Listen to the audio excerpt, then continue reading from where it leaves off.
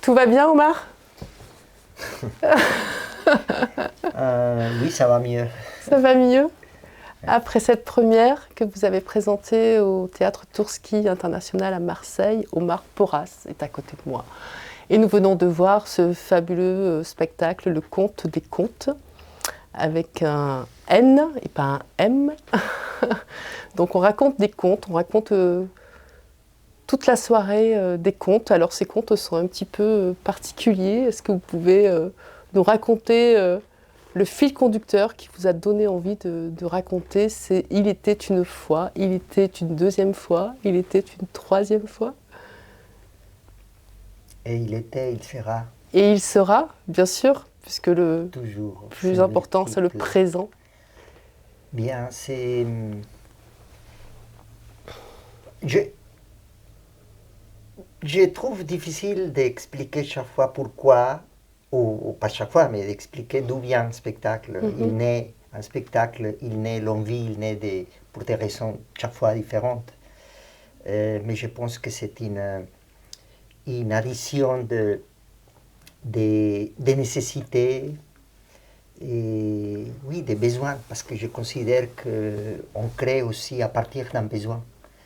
Et tout dans la vie, je crois que le besoin est stimulant et il est créatif.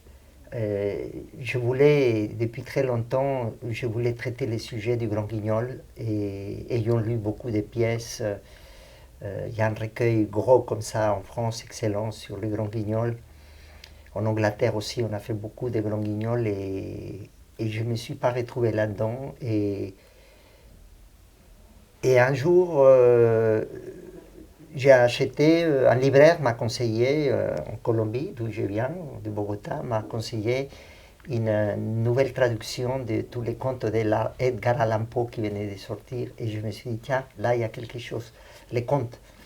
Et c'est c'est un voyage extraordinaire, retrouver de nouveau Andersen, retrouver Grimm, les frères Grimm, et Perrault. Et, et puis, c'est en lisant Bettelheim, ces grands psychiatres, psychanalystes qui travaillaient beaucoup pour les enfants. Il écrit un livre sur la nécessité des contes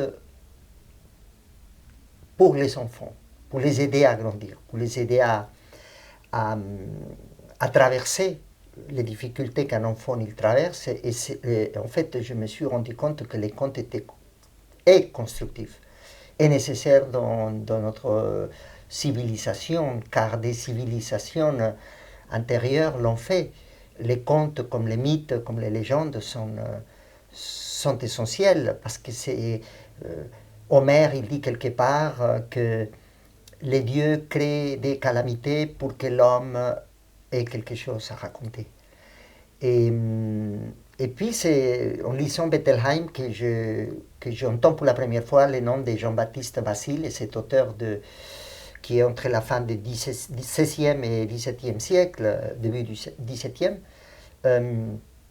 Un napolitain érudit, un homme, un musicien, un grand homme, qui a fait une recherche à l'époque sur les contes, les traditions, et il a fait un recueil qui s'appelle Le Conte des Contes.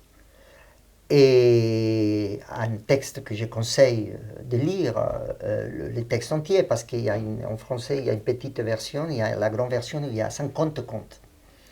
Que plus tard, en fait, ce texte, il n'est pas très connu. Et alors qu'on retrouve dedans tout ce qui a inspiré à Perrault, aux frères Grimm et aux autres. Et on retrouve l'histoire des Trois Oranges, dont Prokofiev a fait un opéra, Gorky a fait une pièce de théâtre. On retrouve l'origine, ce que vous avez vu, de Cendrillon. Et puis, c'est un texte d'une poésie extraordinaire, fondamentale Intérieur. À avaler, à manger, à se nourrir de ça. Cette poésie et cette langue. Et c'est Benedetto Croce qui a ressorti ce texte un peu de l'oubli et il l'a fait traduire en italien, car il était à l'origine napolitain. Et puis, c'est seulement au milieu du XXe siècle qu'il est traduit en français, ces textes. Et j'ai retrouvé ça et j'ai rentré dans cette histoire des contes parce que je pense qu'avec l'équipe avec qui je travaille depuis longtemps, c'est une troupe où on forme aussi des comédiens, des techniciens. D'accord. Mon travail, il a aussi cette fonction de la restitution, de restituer, de transmettre. De la transmission. Oui. Mhm. Et Mais là, vous nous avez transmis plein de choses là aussi. Hein. Quand on parle de transmission, à travers ce spectacle, vous avez transmis énormément de choses au public, énormément d'émotions, énormément d'énergie aussi, du sourire. Je suis content d'entendre ça parce que c'est notre objectif. Je considère que le théâtre, je le pense vraiment, je viens d'une culture, d'une tradition ancestrale très lointaine. L'Amérique latine, la Colombie, l'Amazonie, la Cordillère, où il y a une tradition qui continue, qui se préserve. Et moi aussi, je conçois le théâtre comme une maison de médecine. C'est très joli ce que vous dites, d'ailleurs. Merci. Car il nous fait du bien, le théâtre. Et donc, les acteurs, les comédiens, les techniciens, les gens du théâtre sont des guérisseurs. Ils sont là pour nous faire du bien. C'est pour ça que je disais tout à l'heure au début du spectacle, il faut qu'on accompagne les gens du théâtre. C'est nos guérisseurs de l'esprit, car ils nous font rêver, car les rêves est sacré, les rêves de chacun. Et nous avons tous le droit de rêver. Et nous avons la fortune, les artistes, de rêver. De faire rêver. Les cristalliser, les rêves, pour que transmettre. vous puissiez aussi rêver avec nous. Ouais. Ouais. Et c'est une mise en scène quand même qui est assez burlesque dans toute sa splendeur. Pourquoi vous avez eu envie de donner ce côté aussi burlesque et un petit peu déjanté de temps en temps?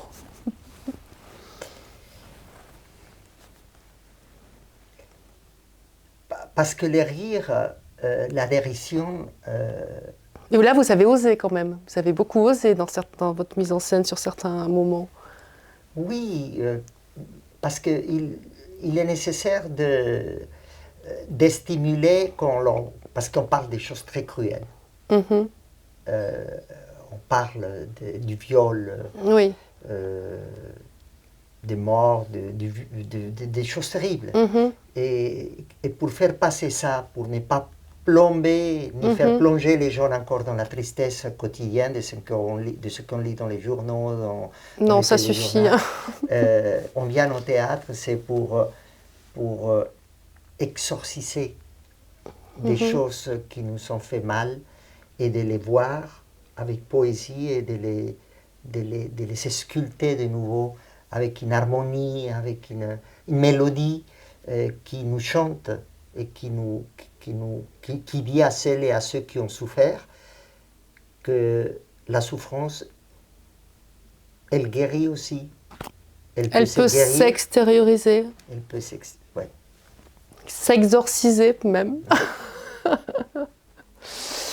Vraiment, j'ai beaucoup aimé les lumières, les décors, les costumes. Comment ça a été agencé, ça, dans votre mise en scène? Comment vous avez choisi ces accessoires, entre guillemets? Non. Parce que c'est très poétique en même temps. On est à la fois dans la dérision, dans le burlesque et dans la poésie. C'est les poètes romantiques comme Novalis ou Hölderlin. Novalis disait qu'il est important de tout poétiser, de poétiser la vie, de la ritualiser, la vie. Et au théâtre, c'est un espace où nous pouvons poétiser chaque geste, chaque mouvement, chaque détail, la température de la lumière. Nous pouvons jouer avec non seulement les couleurs, mais avec ces températures et ces fonctions qu'elles produisent non seulement à l'œil, mais à l'esprit. Donc, quand on me demande combien de temps j'ai mis pour faire ce spectacle, je l'ai dit, et c'est sincère, j'ai mis 41 ans depuis que j'ai commencé. C'est votre âge? Du théâtre. Non, je vais avoir. Parce que ça commençait avant moi. Et non, c'est l'âge depuis que j'ai mis les pieds pour la première fois au théâtre. Ouais. Et c'est arrivé comment alors? Mais là, on en a pour plus de 10 minutes si on raconte l'histoire.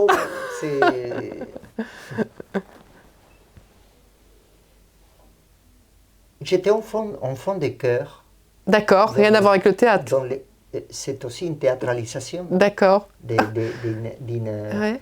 On raconte des histoires dans la messe. Bien sûr. On lit. Moi aussi, j'étais enfant de chœur, donc je connais.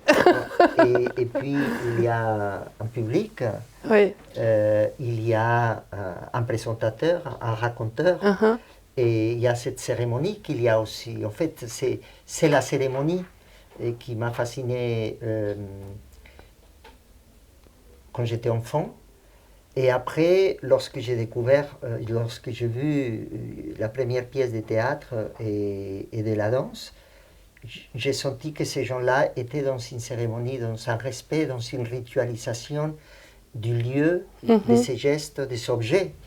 Donc tout ce que vous avez vu, ce que vous avez mentionné, la lumière, les objets, les accessoires, les costumes, c'est une harmonisation de tout ça qui s'est fait avec beaucoup de patience, mais c'est pas moi, c'est une équipe de femmes, d'hommes qui osent m'accompagner dans cette aventure et qui rendent leur meilleur d'eux-mêmes dans les costumiers avec ses tissus, le musicien avec ses notes. Donc cette micro-société qui est le théâtre, il a tous ces éléments et puis nous ne faisons que, le metteur en scène ne fait qu'harmoniser, qu'accompagner tout ça et faire sortir le meilleur de chacun qui soit au service du spectacle, mais le spectacle doit être au service du public, du citoyen, de la communauté. Là, on est vraiment dans l'humain, pour le coup. Totalement. C'est ce qui vous passionne. Il n'y a pas de choses plus mystérieuses et merveilleuses que l'être humain. Et j'en apprends tous les jours, alors que je travaille en communauté, en groupe depuis 40 ans. Et j'ai fondé une compagnie à Genève, en Suisse, il y a 33 ans, 33 ans. Et l'âge du Christ. Et il y a pas mal encore des gens qui m'accompagnent, des gens qui se sont formés à l'intérieur de cette aventure. Et puis, c'est un véhicule, comme disait Grotowski, le théâtre n'est qu'un véhicule qui me permet d'avancer dans la vie et de regarder les paysages humains, ses sentiments, ses sensations, ses émotions, ses manques, ses richesses et ses difficultés. Et lorsqu'on retrouve la difficulté, je considère que c'est là où commence le travail. Merci beaucoup Omar pour ce petit moment privilégié après ce magnifique spectacle et toute la transmission que vous nous avez donnée, cette humilité, humanisme aussi que vous nous transmettez. Merci à vous. On apprend beaucoup aussi quand on vient, quand on rencontre des personnes comme vous aussi. Donc merci beaucoup. Merci. Aïe aïe aïe. Aïe aïe aïe.